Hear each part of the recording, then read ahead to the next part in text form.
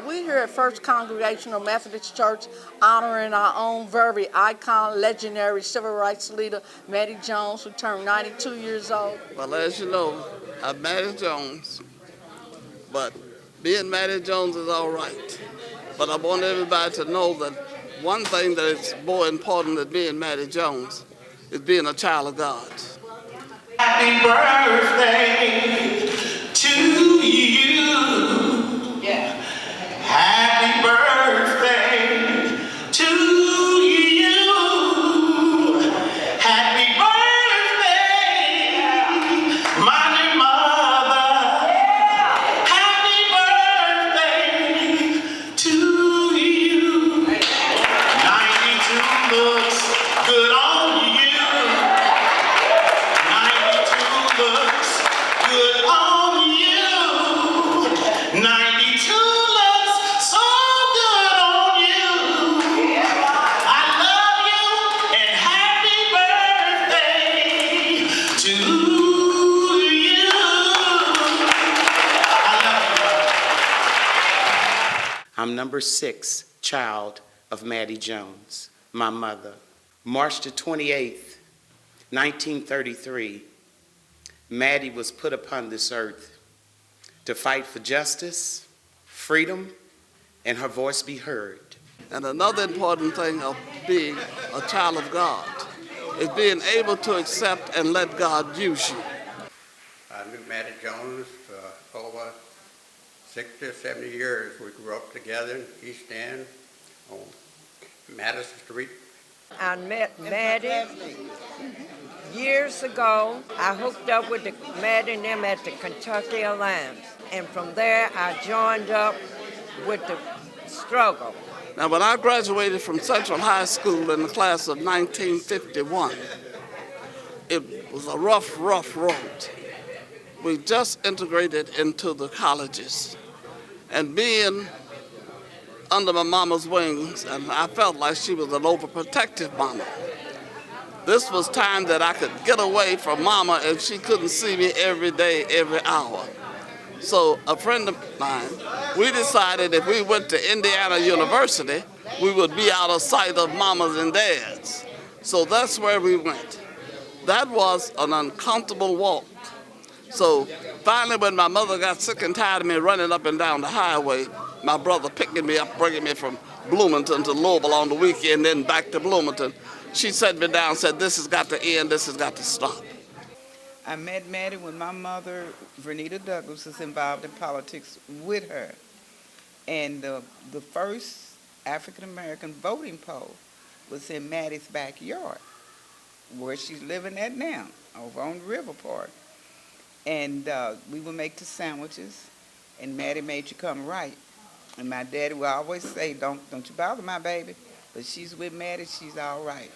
So I was sleeping late and having a good time with my buddies that was still here, until one morning my mother said, no sleeping in my house until 10 o'clock in the morning.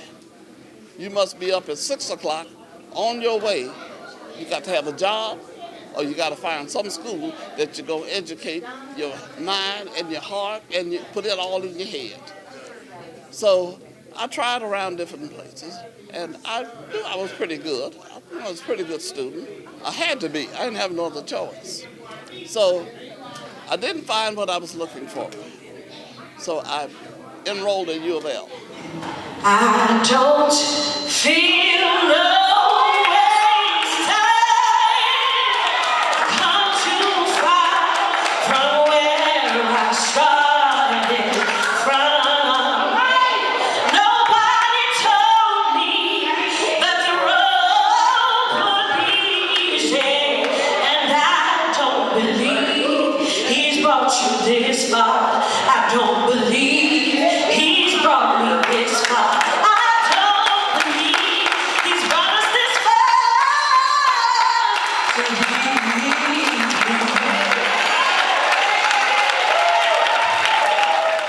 Mama Mattie, I just want to wish you a happy 92nd birthday. Thank you for everything that you have done for me and this community. I love you. My mother was a cook at Nichols Hospital, and my daddy was a construction worker, what they call a hard carrier. young folks won't even know that name now.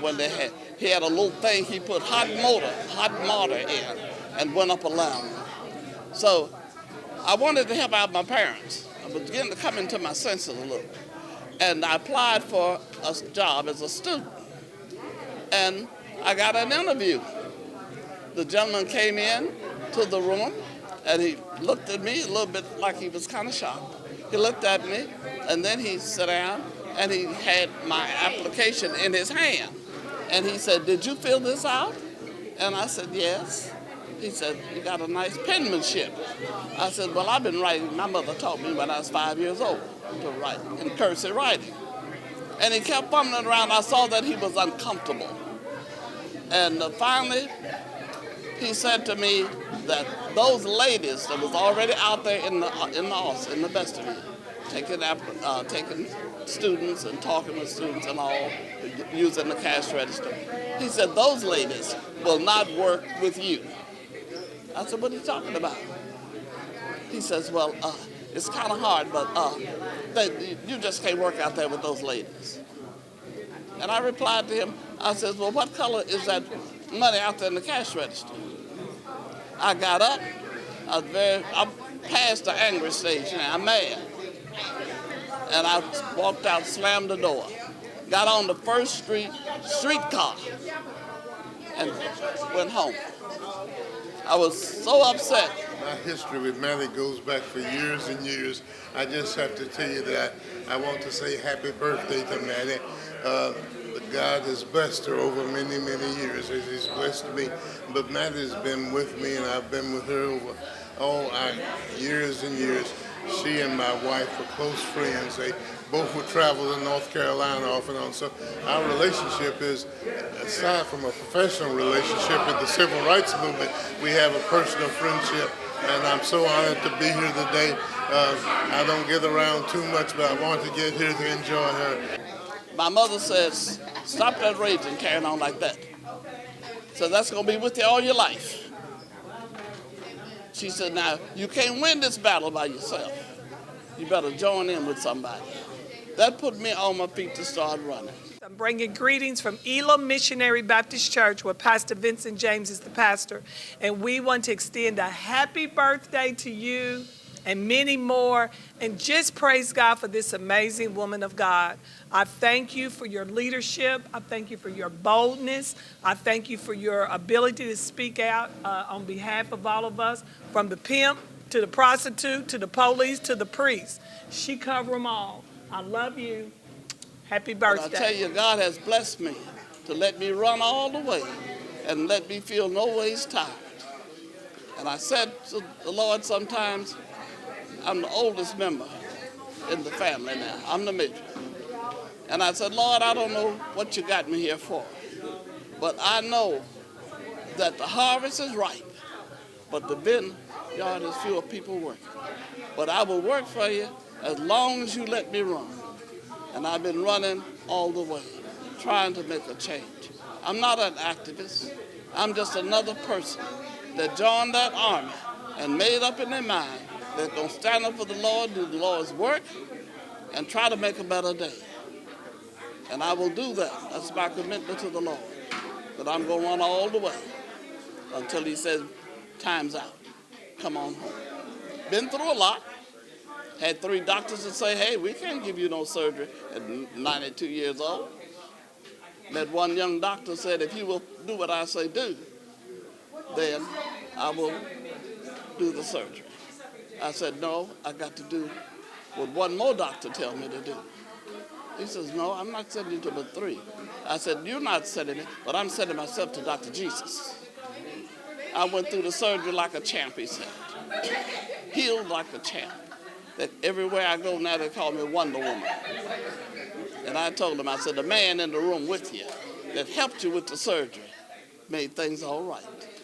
So I say to the young people today, at 92, right here in First Congregational Methodist Church, I want to pass this baton.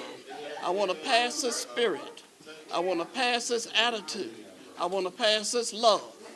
I want to pass this sisterhood and brotherhood on to the young people that's coming up. Let's don't talk about how bad these kids are. And let's don't talk about who's killing who. What are you doing to join in and not just ask the mayor and the council people for monies and grants? Give your whole self to the Lord. He'll provide for you.